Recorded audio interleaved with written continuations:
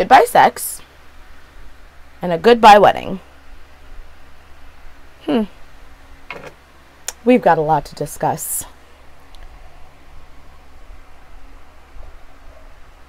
Not a secret, can you keep it? Swear this one you'll save. Better lock it in your pocket, taking this one to the grave. If I show you, then I'll know you won't tell what I said. 'Cause two can keep a secret if one of them is dead. What's up, you guys, and welcome back to So by GG 101. So today is Tuesday, which could only mean one thing, and that's a recap, review, whatever, of Pretty Little Liars. So first things first, disclaimer, it is hot as Hades ball sacks in New York City, and I am under this hot behind ring light, and I am not turning my fan off. I'm sorry. Do you guys want a recap, review, whatever, or do you want a corpse? Not trying to end up like Archer Dunhill. No thanks. So you guys, so many things happened in this episode. This episode revived itself from last week's episode, because last week's episode I really wasn't feeling it. But if you guys are not following me on Twitter, what are you doing with your lives? You need to get it together, because you guys, after years of tweeting I'm Marlena King and Pretty Little Liars, I'm Marlena King, I'm Marlene King, whatever, she retweeted and answered me, and I got just a little bit excited, just a little bit. I don't fangirl, okay? Don't do those things. However, I got just a little excited.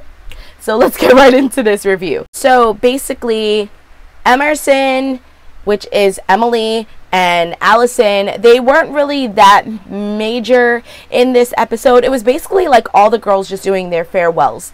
So, they admitted that they're together. The scene actually starts off with them, and they're in Allison's house, and they go to like have like sexual relations, and they find the board game in their room, and all of a sudden the police bust through the door, and they have a search warrant and to confiscate things, and of course they're like, shoot the game, like, because it just magically appeared in their bedroom as they were about to have the sexual relations.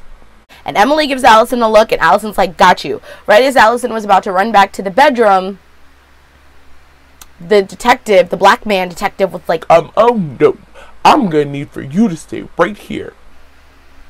They go into the room, the game is gone. What?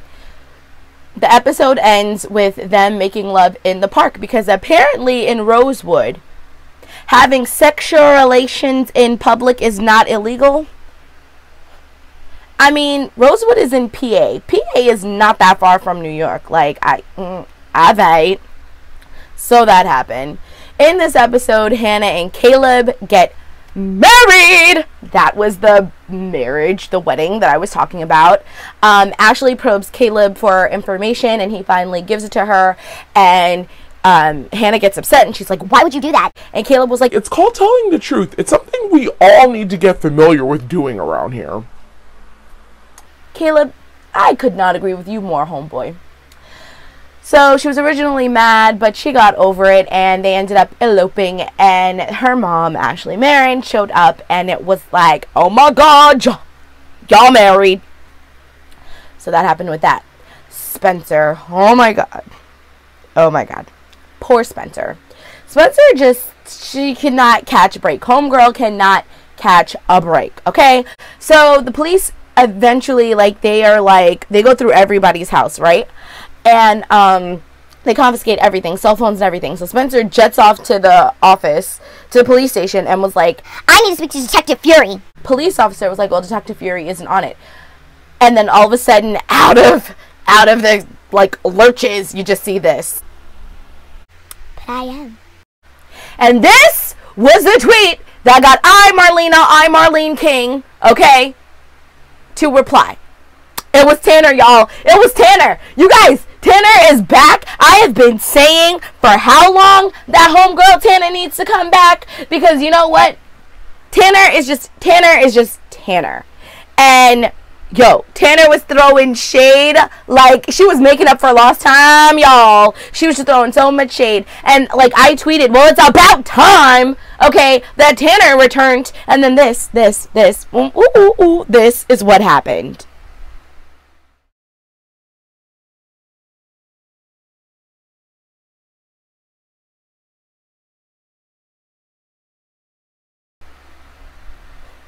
Yeah, y'all.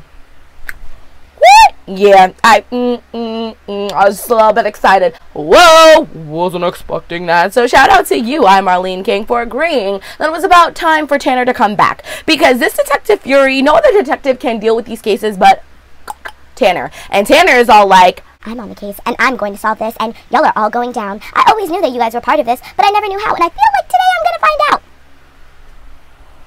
So that was the thing. That happened.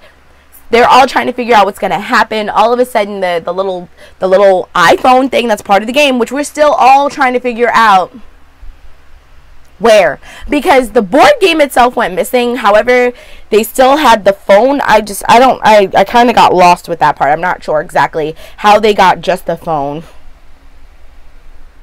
But and it said choose or lose. So basically they had 48 hours, which is 2 days, to pick one person to give up to the police, or they were all gonna lose. So of course Aria is still part of the AD team, and she wants to meet them or whatever, and AD's like, I don't think that's a good idea. And Aria's like, me either. P.S. I know I just skipped from Spencer, but it's okay because the two kind of collide. You'll see in a second. But I have proven myself. You just said I've proven myself, and I want to meet you. So she said, fine, I'll send you the time and the place of where to meet. Come in uniform. So basically what ends up happening is that right after everybody's stuff gets confiscated from the police and Spencer comes back from the police station, she has a meeting and they're all together because Hannah's mom lent them a room to stay until they could go back to their homes for the day, I guess, or whatever. And Mona comes in and Mona's like, I have some news. I don't think y'all are gonna like it. And nobody wants Mona there because she's Mona. Y'all know how I feel about Mona. That's my girl. They be playing Mona, like, for real, for real. So Mona basically goes in and goes, I think that Aria is working for the A-team. She presents the evidence, this, that, and the third. She tells them about the puzzle piece that she saw Aria find. She tells them about a conversation because she somehow hacked the phone conversation. And she tells them, you know, that Aria was never present for any of the things that they were supposed to do. And initially they didn't want to believe it. So Mona gave them the address. And Mona was like, don't get mad. Like, don't get mad because you asked for it. So she gave them the address that AD had given to Aria of where to meet. Now, the issue that I had with Aria, rat bastard, for those of you who might be new, is that AD gave specific directions of where to meet, and Aria left that place running into the woods because she heard noises in the woods and she thought that it was AD. So instead of just staying there and waiting, because AD was obviously there, AD was obviously where she was standing because AD sent her a tweet saying you look good in uniform. Homegirl runs off, and while she runs off into the woods looking all around like a complete psycho, Spencer, Emily, Allison, and Hannah like catch her, and that just whoa, whoa, whoa, that's all I can say. That's what happened. That's what happened. And then the police, because Spencer got them all like burner phones until they got their stuff back. So the police call Allison, and Spencer's like, rat bastard, really had the nerve to sit there talking about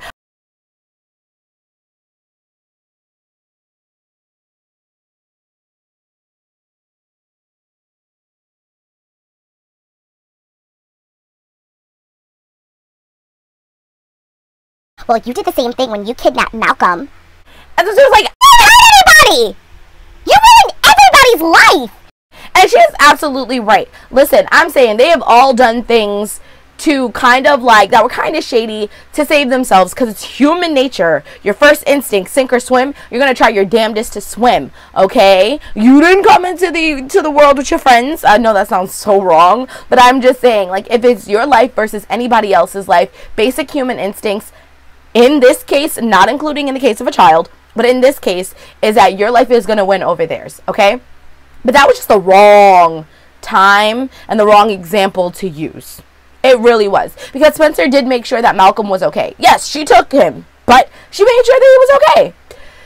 So Allison is all like, yo, Spence, like, they want us to come down to the police station. And, you know, nobody's talking to Aria at this point.